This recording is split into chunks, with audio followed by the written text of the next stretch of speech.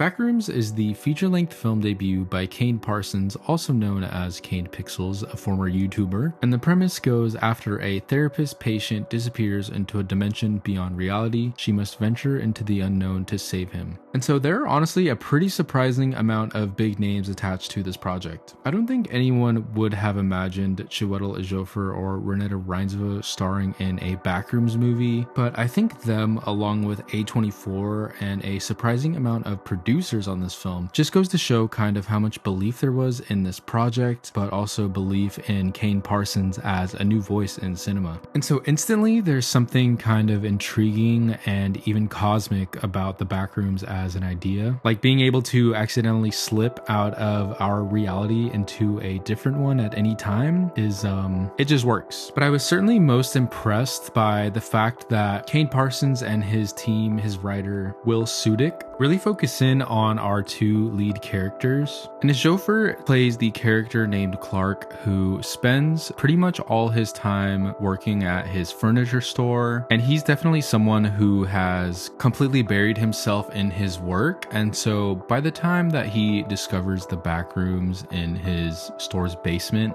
the idea of kind of slipping into a different reality is more intriguing to Clark than you'd think it would be. I think what makes the back rooms so interesting is that they're not like just downright scary. I mean, it's not like walking into hell, but rather they have like this element of nostalgia and kind of familiarity. But there's also the sinister kind of mysterious element that you'd get from exploring like an abandoned building. And I like that we are given characters that are kind of looking for an escape from our everyday reality. And of course, the production design here is amazing, definitely Oscar worthy. And I know they used an insane amount of like practical sets, but like the way they integrate the 3D animation, I'm not sure if they still use something like Blender, but it's just like perfectly executed, honestly. Like there was no point where I was taken out of the experience. Like I was completely sold on this being a real place. And so it's definitely going to be polarizing for people who are actual fan, who is invested in the online lore of the Backrooms, because thankfully, in my opinion, Kane Parsons doesn't try to make this a Marvel like MCU kind of intertextual screenplay or film where it's consistently referencing things that fans might know or recognize, but rather they're really starting from square one here, and it feels like they are trying to build a story, or rather a new version of the Backrooms. You could even say an elevated version of the Backrooms. There's definitely going to be like a this isn't my Backrooms type of crowd, but if you're one of those people, just let me know, because I'm honestly kind of interested in what you were expecting from this movie. But to be honest, I don't think the Backrooms as they exist online could be perfectly translated into a full-length film. I mean, I know the online lore has things like levels and entities and things like that, but the way that the Backrooms exist online are kind of the way that comics or sitcoms exist, in that when a different creator or someone takes a stab at a concept, like the way they do with like Batman, for example,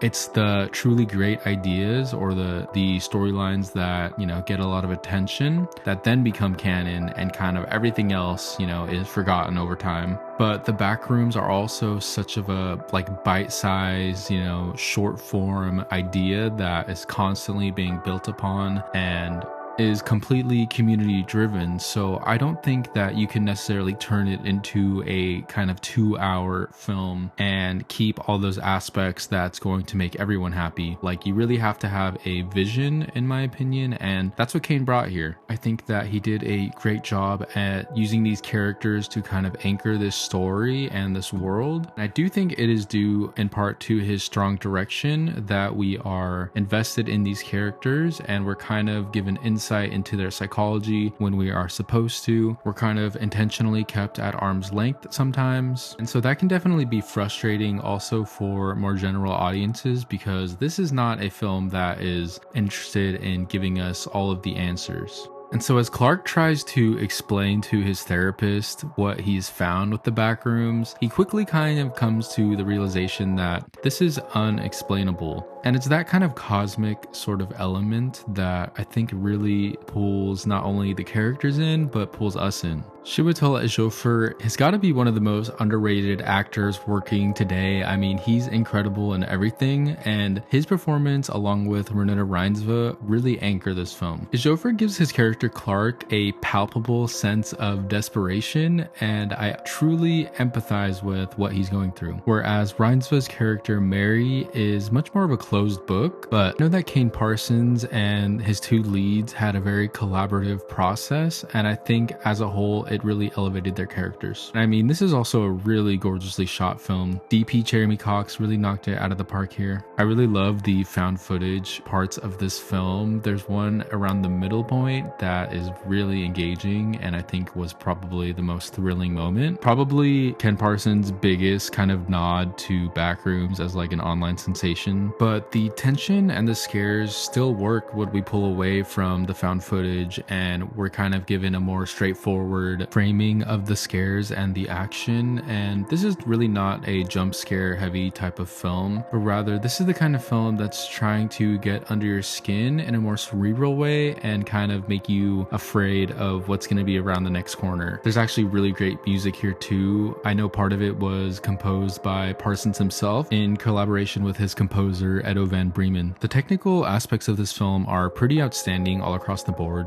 And with all that being said, I definitely have some criticisms of this film. Much as I do like these characters, I think that there was a little bit more that we could have dug into or spent time on. And that's not to say that I wanted things to be spelled out more clearly, but rather some of our scenes here were very dialogue heavy and a little bit too expositional for my liking. And some of these character moments were not as engaging as I think they could have been. I think that the supporting cast too was really given the shortest end of the stick, which leaves the supporting characters and their involvement in the story to be kind of the most underdeveloped part of the movie. And this film definitely ends in a way that some could argue feels incomplete, and I think that is definitely going too far, but I will say the ending is a little bit subversive. I mean, there are so many art house type of films that end in this exact same way, but I definitely see Kane Parsons continuing to work on this universe and continue this story from here. Like, he's definitely going to continue building out this world, but the way that this story comes to a close is a little bit underwhelming as well. And in the end, I was a little bit surprised by just how restrained this film is in terms of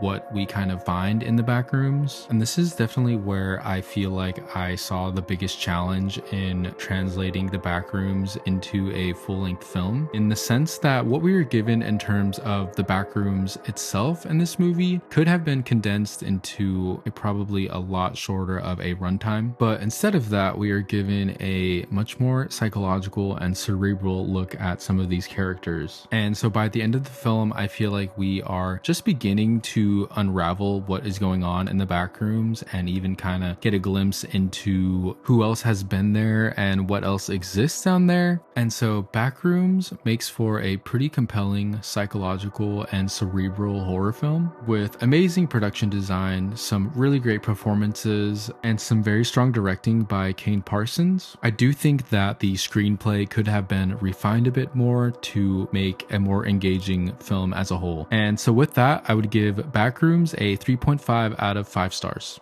So yeah, I think Backrooms was a very promising debut by Kane Parsons, and I think it's cool that he got to work with so many talented people to bring his vision to life. And it's just another reminder of how much this next generation of filmmakers have to offer. But thank you guys for watching. This has been Matthew, and I'll see you guys in the next one.